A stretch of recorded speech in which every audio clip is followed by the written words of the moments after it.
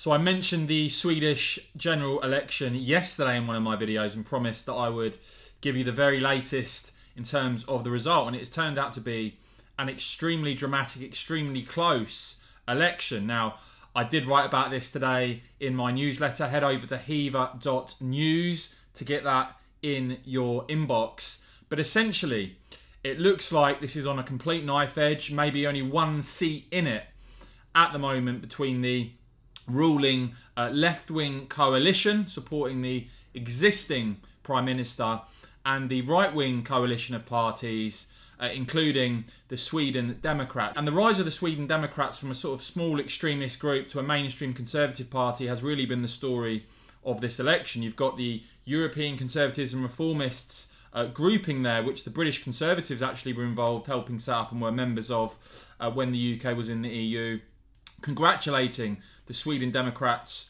on their result and saying that let this be an omen and model for the rest of Europe when Conservatives and People's parties build a credible alternative, the left loses. And just to show you at time of recording how very close this is, with 6,243 of 6,578 Swedish districts counted, the right of centre opposition there, 175 seats, and the left parties, the left-wing parties, 174 seats. So that really is how close this is. In terms of the Sweden Democrats, as I said, there was lots of hype and speculation as to how well they would do in this election.